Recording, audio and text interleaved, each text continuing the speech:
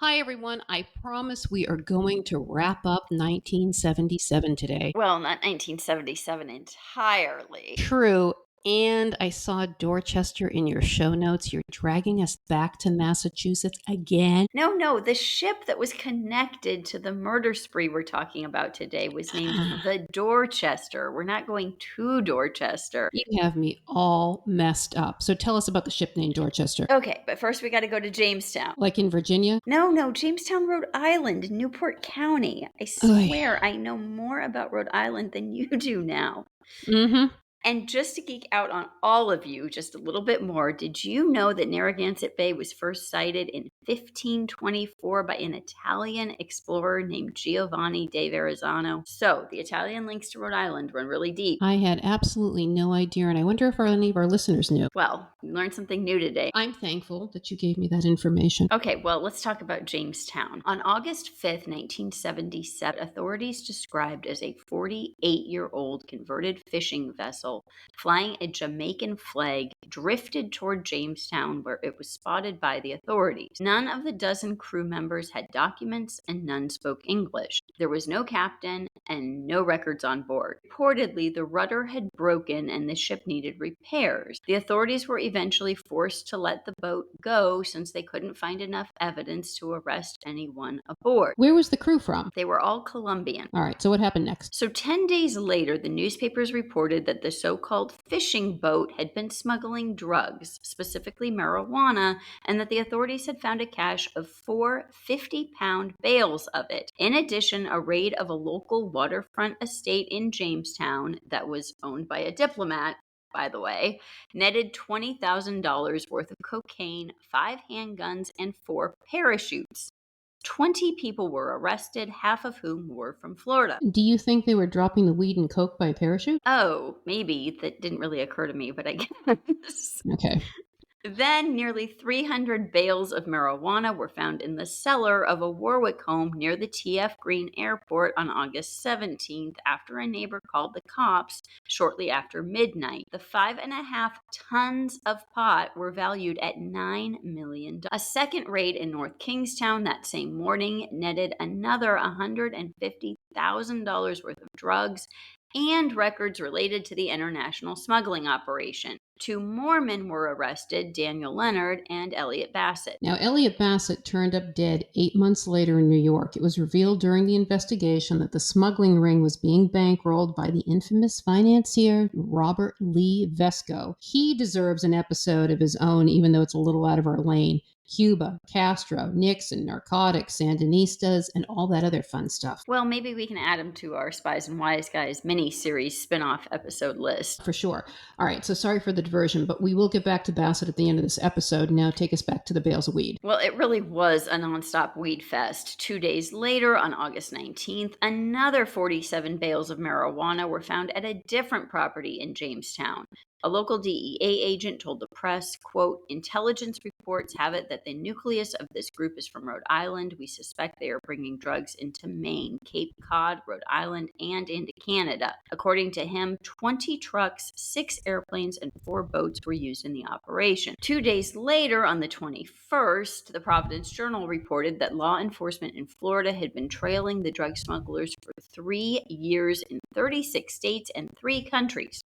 And all that weed, $9 million worth, and it ended up in a Navy incinerator just a few days later. And no worries, there was still more to come. That day, the day after the burning, 5th drug raid took place in Richmond, Rhode Island. This time, the estimated street value was $1 million. Think about that, 5 raids in 11 days. I know, and you know someone had to be talking. For sure, but who? And they kept talking because 2 weeks later, a hunter and shrimp boat with $9 million worth of what the authorities called Colombian gold marijuana and its Colombian crew were seized off the coast of Massachusetts. In November, a Rhode Island grand jury handed down indictments against several Broward County, Florida men, including the Jennison brothers, who were allegedly laundering the proceeds of the smuggling ring through their oil company and other firms that they own. Well, one of the Jennison boys was talking to the DEA. It came out later, but...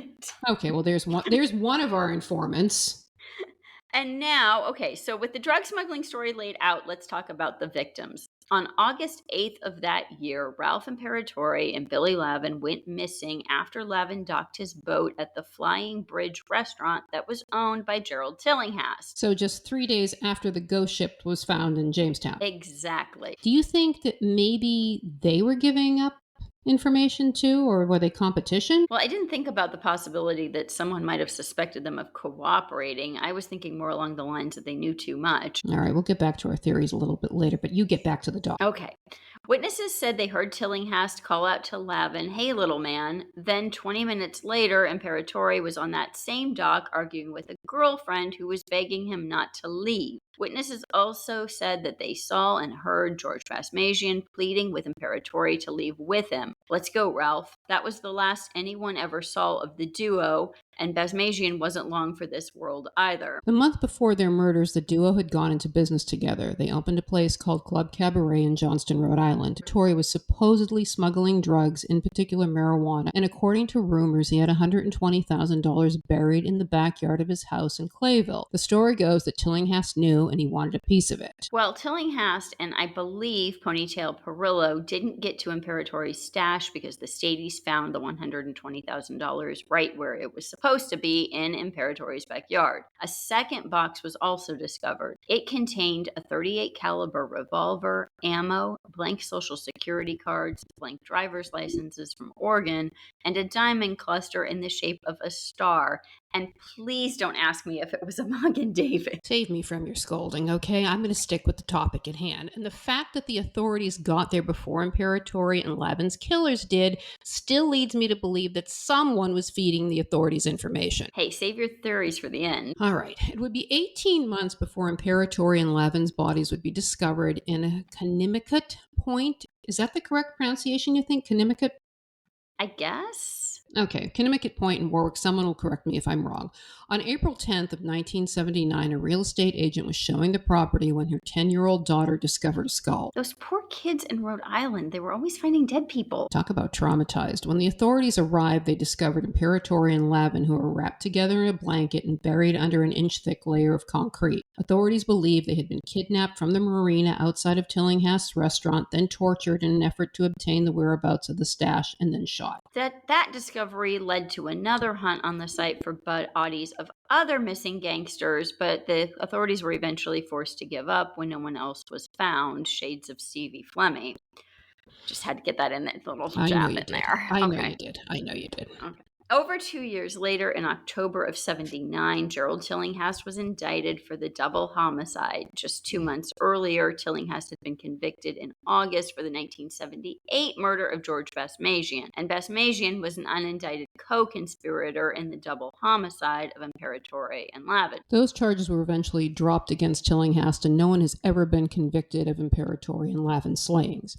Now back to 1977. On August 29th, Gerald D. Twidgy Christy of Rhode Island was found murdered in Malden, Mass. After having gone missing 4 days before. He was last seen at a motel in Attleboro, Mass. His body was found in a sleeping bag in the back of a stolen station wagon with his hands and his feet bound.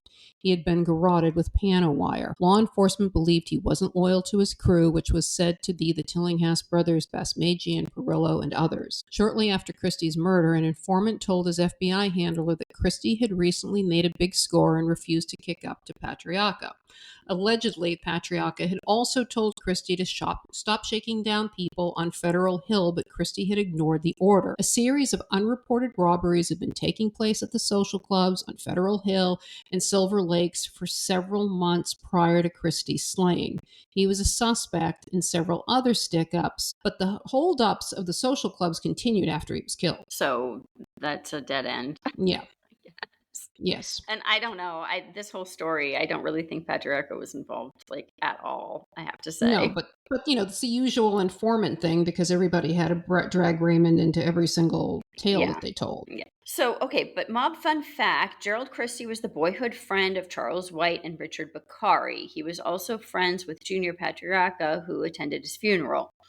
In 1974, Guido de Arezzo shot himself in the mouth at Christie's home. Evidently, it really was an accident, and the bullet deflected off of his denture and lodged in his spine, and he survived.